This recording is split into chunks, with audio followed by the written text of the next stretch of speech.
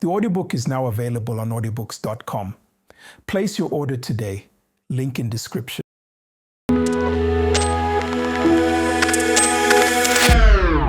Some say, Panama, they're lying. 10 years, it's impossible.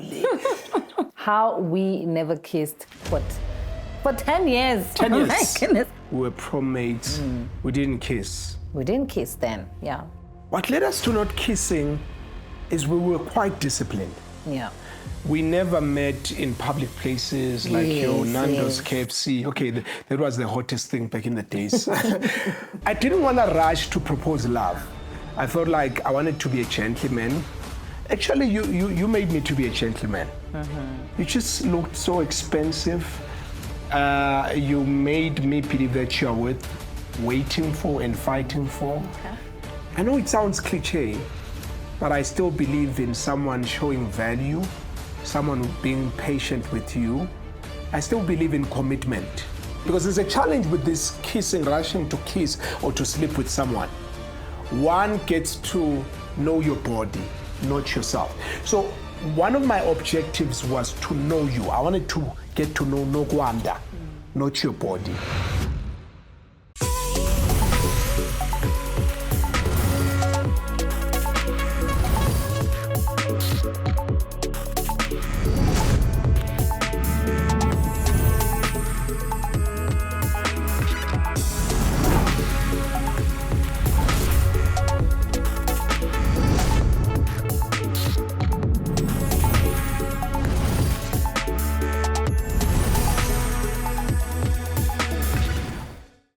Hello family, and welcome back to another exciting episode with Love and Marriage Today with Bakhe and Nokwanda.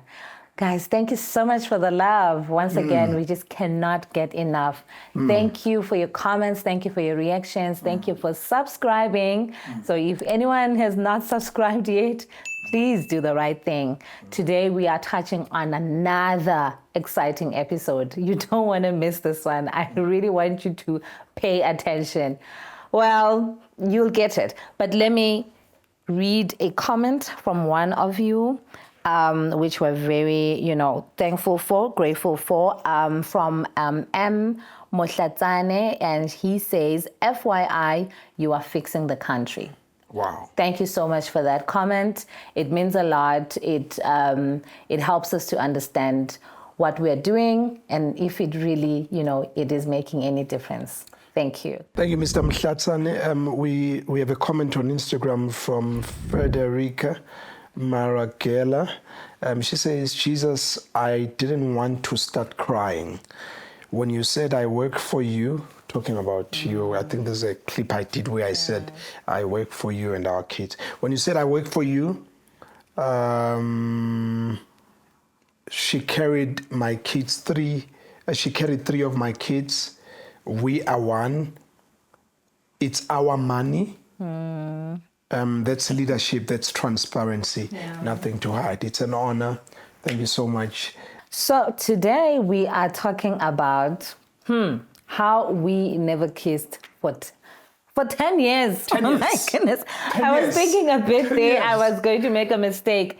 Yes, Listen. how we never kissed for 10 years. Listen. And I've, as we've been sharing our story, I've been hearing people come, Bo, it will end in tears. I'm reporting them to you. Some say, Panama, they're lying. 10 years, it's impossible. Yeah, like it's our story, guys, and we're going to share our story. If you don't know us that much, you don't have the moral right to criticize and tell us about what we know. We know what we're talking about. How did we meet? Maybe it would give a background. How did we meet? Just in a nutshell, how did we meet? Before we say we never kissed, how did we meet? We met at school. We met in high school. We met... we actually had a Christian movement valediction or whatever we called it. It was the end of fellowship. It was a function. It was it was something in 2001. So to put the first peg, we are calculating now the 10 years of not kissing 2001, Yeah.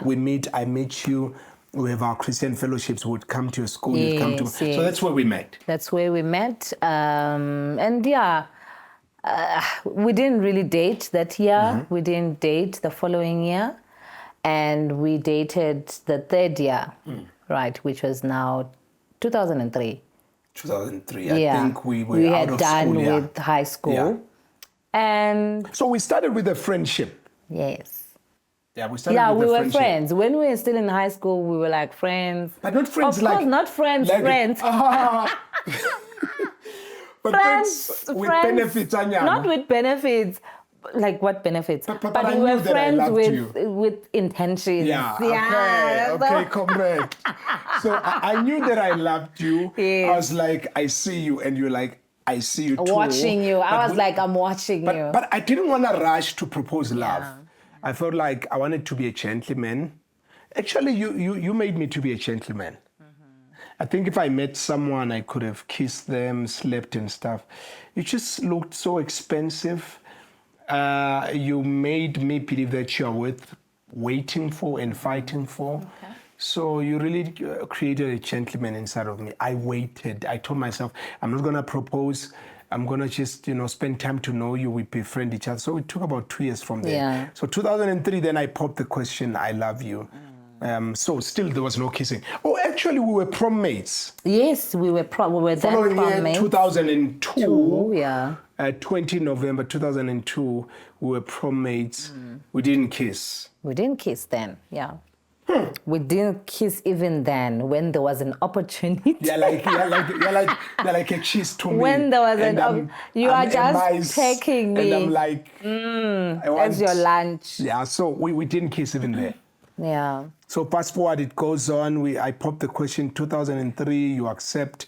I was at college there. You were still not at college. It was kind of like a gap year for Yeah. you. So still no kissing. We'd meet each other and Yeah, we'd meet and no kissing. no kissing. No kissing. And maybe to give a bit of background, well, at least for myself, I had kissed, I had, they say you kiss a lot of frogs. Time to confess, I had kissed a few frogs. It wasn't me. It wasn't I me. had kissed two. But something was special about you.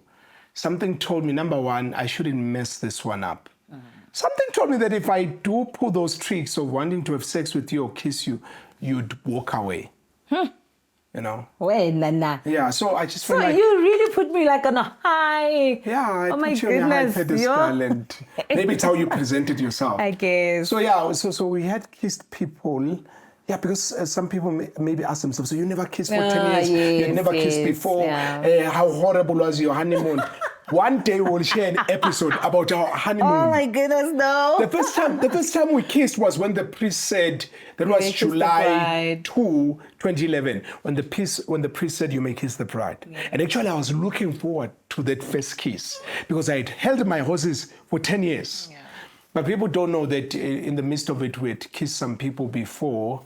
But there's an interesting twist to it also, how we carried that. I want us to go to the 10 years. Yeah. So we are dating 2003. Then what happens? I think 2000 and you left for somewhere. Yeah. I think there was a time where you left. Yeah. So we didn't see each other for some time. We would talk over the phone. Yeah. I think for a year. Yeah. If I'm right. And then I think when you came back, I left. Okay. Yeah. Okay. Before maybe to summarize it for our lovely viewers, then there were breakups in between. Yes. I wanted to also speak to the context of actually there we was never the kissed. first break. It was a couple of months. Yes, after we had started dating, like really a couple of months, like very short time dating, and then. Do you want to know why? The guy came. He broke up with me, so everybody must know this. He broke up. Like imagine. The same girl he's talking about that he put on a high pedestal and he respected. You know why? You know why I came and said let's break up. Horrible guy. I had call it cold feet. I just felt like it's too good to be true. it's too good to be true. Also, Maybe it was rushed. I was also expecting a movie thing. So after he said I loved you, I expected some Titanic thing, like no, where am? Oh my goodness. So it's just like, okay, then I popped, okay, then we're just jolling. So yeah, after some weeks I battled, it can't be, maybe we rushed. So that was it. It was not a gentleman of me. I came, I said, let's break up. And I think afterwards there was your dad's funeral. Your dad had passed on, you were grieving, and I came back to try to comfort you. I was friend zoning you. Yes. Then you vitisated me, you like, get off. Of course. And I was like, okay. So I needed to protect myself. So then, because I'm not sure now. So then the second time afterwards, after the morning of your death, we kind of like rekindled our love. We're like, I know, maybe let's do this thing. So we started again. At that time, you had moved somewhere. It was a long-distance relationship, but we continued.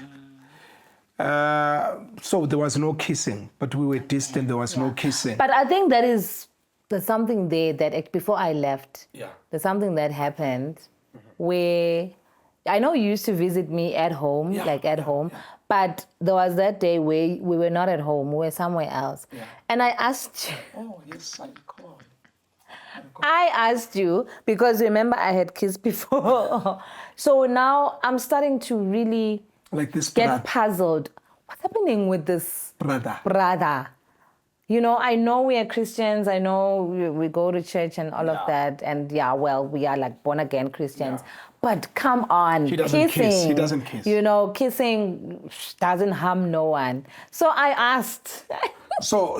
I asked the question. So you thought maybe the brother doesn't pop, maybe. Well, actually, I think I was going through some kind of insecurities. I was thinking maybe I'm not attractive to you. And I was thinking to myself, so what are we doing?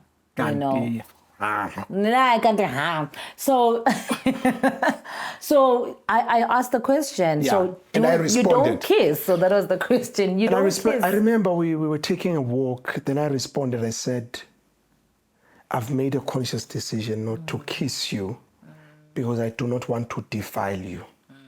I used the theological term. I don't want to defile you. Yeah. Number two, I said to you, if I would kiss you, if I would lay my lips on you, we're standing in the place we were at. It was an open place. There were mountains. And there was grass. So I said, the mountains would come crumbling down. And I meant it. So this was me saying to you, I'm so attracted to you. So to avoid sex before marriage, because I believed in the no sex before marriage code, which I believe is if you happen to be a Christian, it's Christian, and it's one I'm willing to also share with our children. Yes. So I believed in the no sex before marriage. Then the Englishman says the application above often is an application for the job below. So those were one of the reasons I knew if I start kissing, then we'll start fondling and stuff. So that's why we never kissed for 10 years. Yeah. Then you understood, you seem to understand. Yeah, from there, I got to hear your heart, but How did you perceive me when I said to you, I don't want to defile you, I want to be a gentleman, no kissing? I was amazed. I was like, okay, this person is different, okay, and he thinks differently and he sees me differently. I appreciated that a lot because I've had a fair share of my experiences, where boys would want to take me home to at night, hide me in back rooms and, Satan. I've had that, and obviously I would always refuse and find a way of just not getting to that part. Yeah. So to have another young man, who I know is probably hot-blooded, who's just consciously deciding that they will not touch me. Yeah. Not because they don't like me that much, but actually because they like me that much.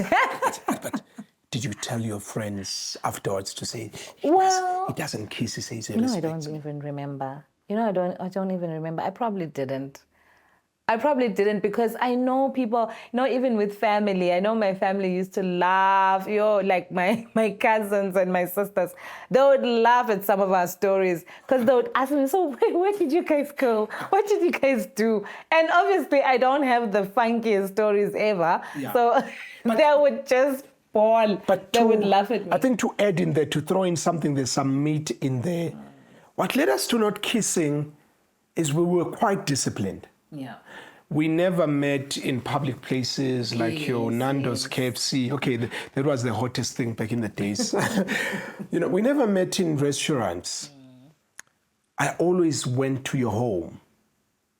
And your mom would, give us the chairs, set out the chairs outside. We'd sit at the veranda, or we'd sit under there was an avocado tree, big. It's still there. It's still there. So we'd sit there, and all we spoke about was our future. I'd speak about my vision. 10 years from now, this is what I'm planning, and that's what we spoke about. Which would be my advice to young people, to say, if you believe in pureness, I know that it sounds cliche. Someone says, no, it's outdated. I'm going to say to you, if you're a young girl, if you give a boy access into your life, he kisses, okay, it then leads into sex. And sometimes some guys are there just to chow and they go. I know it sounds cliche, but I still believe in someone showing value, someone being patient with you. I still believe in commitment. Commitment being in the form of marriage. Yeah. I know some now, especially in our Gauteng world, believe, I've had some clients who said, we don't need to get married. But if you still believe in that, I think you're not outdated, it's fine. And if you believe in sex and kissing and the like, that's okay. But for someone who believes in abstinence, I have the thought that if someone really loves you, they could be patient with you. Actually, I would want a guy that dates my daughter to be patient with them. I would want them to relate, because there's a challenge with this kissing, rushing to kiss or to sleep with someone. One gets to know your body, not yourself. So one of my objectives was to know you. I wanted to get to know Nokwanda, not your body. Yeah. Your body was a second priority. The biggest mistake in dating many a times is that people get to know each other's bodies, but they never get to know each other. Yeah. What's your philosophy? Where are you headed to? What's your vision? We never get to talk about such. We just fondle, we end in bed, and we are empty here. About us, ourselves, about our relationship. Yeah, so that was the second breakup. Yeah. That breakup. Your third breakup. Oh my goodness. Sure. Which was the final one? That one was brutal. Yeah. Was brutal. Yeah. I was in varsity. I'm at campus. Yeah. And I wonder, wasn't it exam time? I don't. That's exam times. I remember your friend. Whom I never knew. Sent you a long email. Sent me a long email and saying because you actually broke up with me over an email. And because, besides email, horrible me. Horrible you. Besides breaking up through an email, you were writing exams, and she told me that I was brutal and stuff. Maybe let me redeem myself. So, would it ever work? So the breakup. So we had been together for quite some time now. We talk about 10 years now, and the breakups wouldn't last too long. Just to qualify this thing of 10 years. They wouldn't last long. It would be just cold feet, I'm out. The second time around, what happened? It was we're in a long-distance relationship. And it seemed like it wasn't working. Yeah. I think I just felt like maybe it's not working. I was, we were miles apart. I felt maybe let me try around locally. So I did meet a girl, a lady at that time, which we did kiss. But it just didn't work for me. It just didn't work for me. I think that relationship didn't last a week. Yeah, she just, so there was no commitment. And anyway, this just shows a bit about my husband, the character. Yeah. Very quick guy, very quick. Everything must happen. If it's happening, it must happen now. If it's not happening, it's not happening now. It's off. If I'm in. If I'm not in. So I tried it out. I won't lie. I tried it out. It just didn't work. I think I was getting to a marriageable age now because I was at college by then. I was preparing to get, and I was really looking for the one. And I did meet another lady. She was not speaking truth. We didn't last that much. We didn't even kiss with that one. We didn't last that much, and I had to get back with you. So that was the second. The second one. The second. Breakup. Yeah, breakup. I want you to share a bit on I don't know if we still have time, but I want you to share a bit on the third breakup. What led to the third breakup? That breakup, so we had been together for long now. You're at college, I've started working. Yes. And I've started to taste money. Yes. And I'm driving, it was an A-class Merc, so I just feel like I've arrived. And I'm like, what is this student gonna tell me? So something. Also, I was a young pastor in our church, and it was a big church. And the mothers were like, I was in demand. Here is our princess. I was a hot potato.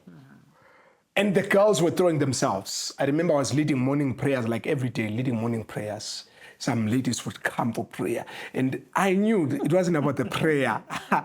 Because after I engaged or got married, they disappeared. Coming. There's another lady who was older than me age-wise. She was clear, I want you. Some were coming with visions. God has shown me.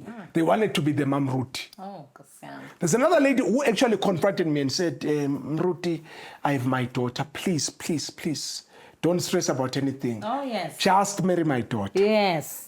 Yeah, if I married there, I would have been... You would have been sorted. You would have been sorted from the beginning, my boy. But I said, I just ignored. Yeah, there was another one lady who came to me and said, please, please help me take my daughter. Straight. But I knew I loved you. By that time, I was a young pastor at college.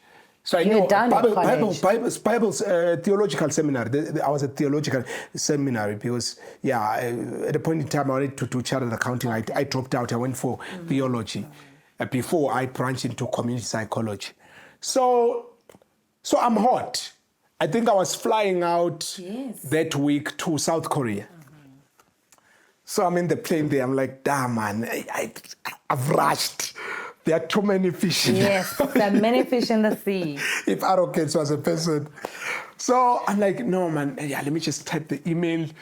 I don't like confrontation. Let me just type it. She will read. She'll be fine. She was going to breathe through the wood. Okay, another problem about you. You played hard to get too much. I would send you airtime and you would not even say thank you. Okay. Because I used to think this guy is trying to buy me. Well, I'm used to guys trying to buy me. So I was thinking, now are you doing that also? Remember I said to you, I never kissed you because you looked expensive.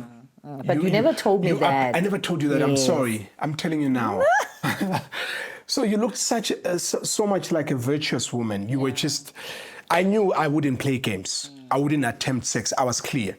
So in you being this virtuous woman, principled woman, valuable woman, you played hard to get. You wouldn't, I'd send airtime, you wouldn't say thank you. I'd call many a times and you wouldn't call, in proportion to the amount of times you call. So I just felt like she doesn't need me. That's another thing that made me walk away. I felt like she doesn't need me. She's going to be fine, actually. Actually, she doesn't. Let me find someone who's going to give me the more fire. So, I sent the email. I was flying out, got on the plane. I was like, a new chapter is starting in my life. I've started earning. She's a student. She'll continue with levels. But, after I sent the email, I don't know if you responded or what. I think respond. You didn't respond. No. Yeah, that hit me hard. I did not respond.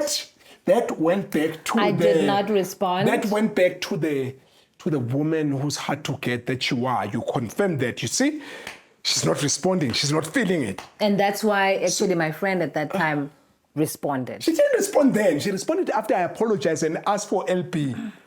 Laugh back. That's it. Yes, I'll tell you. Let me tell this one. So now, So now, I go South Korea, I return. And I'm like, you know what? She's saying nothing. It's like she's unmoved. Then I'm on your Facebook, I'm checking you. What is she doing? Who is she with? And yeah, you are with there was Christmas, you were with your family, like smiling. I'm like, she's smiling. She's smiling. She's smiling without me. You are dying inside. Yeah, then my mind is racing. So she doesn't need me. So I'm like, I try to like, I'm a survivor, I'm gonna make it. But I'm like, she's fine. Then I'm like, can we have a meeting? And unfortunately, you were back from college for holidays. Then we have that meeting and you say to you, listen to me. You're like, why did you do it? I'm like, I was avoiding. I'm like, yeah, I did it because I just felt like maybe we're rushing, you know. I've forgotten the English. That you were using. So yeah, I just felt like, you know, go your ways. If love was a mountain, you and I, you know, go separated, you know. But you say to me, I'm so disappointed in you. You are so weak. I would have respected you if you met me face to face. Then, in my car, you drop the pictures like that. You're like, you're so weak. Bye. I'm like, Drop the mic. I'm like, she tells me I'm weak.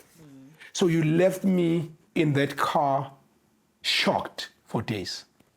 You walked away. I knew from that moment that I'd messed up. So afterwards, you know, I started consulting. I saw another marriage counselor. I said, this is your wife. You messed up.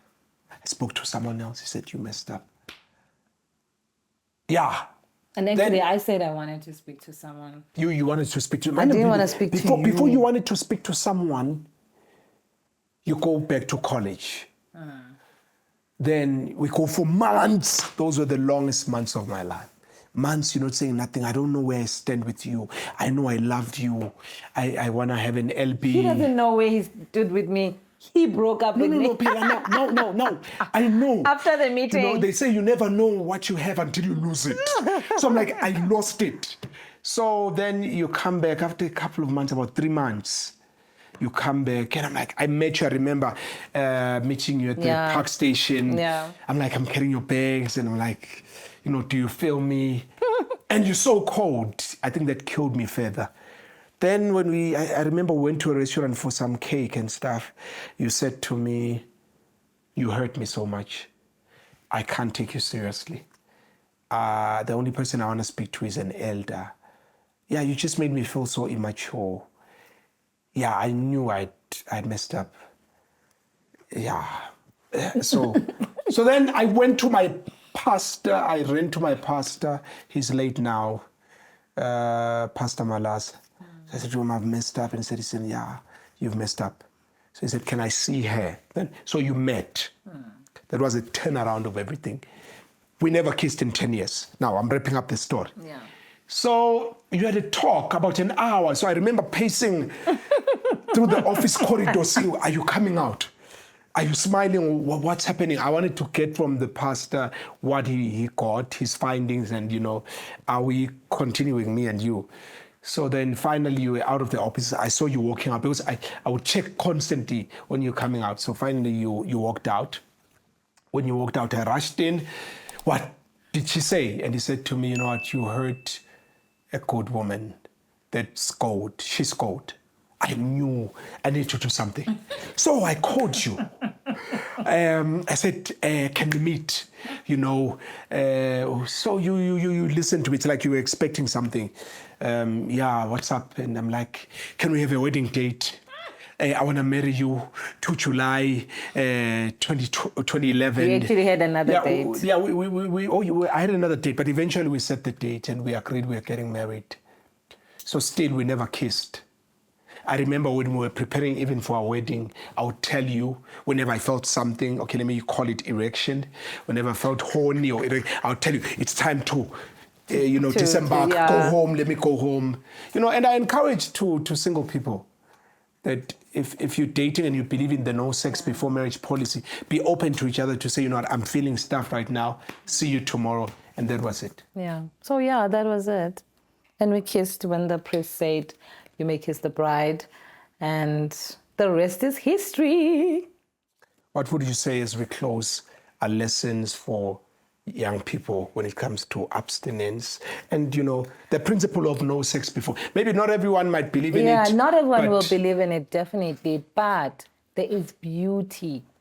There is beauty in this abstinence thing. Yeah. And we actually got married. We were both virgins. The beauty of going through learning. Say that again. We were both virgins. Yes, we were both virgins. The beauty of learning your bodies together at the same time. Not like someone else has been there already and it's like, oh, okay, what's new, And it becomes more special. It becomes the connection for the marriage is actually deeper because this person, you have walked with them in your dating time and they respected you. They saw you as a person that they would only want to engage sexually with within marriage. Same thing for me. I respected him. I respected the kind of man he was because honestly, he was different. The beauty of it is, I learned from another elderly man said to me, if you cheat, if you sleep on the first date or whatsoever. If you have sex, once you are married and your miles apart, you've gone for a workshop. Yeah. You are thinking, you're always she going to be gave wondering. me it 2 weeks into the relationship. I wonder right now, we've been apart a month long. Who is she giving it to? Sure. I know you're not giving it to anyone because you waited. Yeah. And I think thing for me. It's the same thing. Yeah. Whenever I've traveled, that man showed me discipline. Now the question becomes, if you haven't shown each other discipline and respect, then you are apart, you've gone for a work trip. You are here on the phone. You want a video call. And the final one, and the final one, sharing notes. The final one is that of preserving this thing, someone's dignity. If I kiss you, if I fondle you, if we break up, I think that's the most important. Exactly. Why I never wanted. Yes, if we break up, I live with that. a part of you. Exactly. I live with a part of you. So and I preferred. I go meet somebody else, and then a part imagine of me is, now. Imagine I've been meddling on you. Then you get married to someone. Yeah. I've defiled someone's wife. Yes. Nevertheless, it was a great episode. It was. And we have come to the end of our exciting episode. It was, this one was really heartfelt. And, it's something that we haven't really spoken about deeply, sharing about the breakups and all of that. But, we've grown, we've moved past that. And we are hoping that this was actually, a learning curve for our young people. Obviously, like we said, not everyone will believe in what we believed in, but this is just to say it's possible. It happens. We never kissed for 10 years. Thank you for watching. Remember to subscribe. Remember to follow us on our social media platforms. We will see you in the next episode.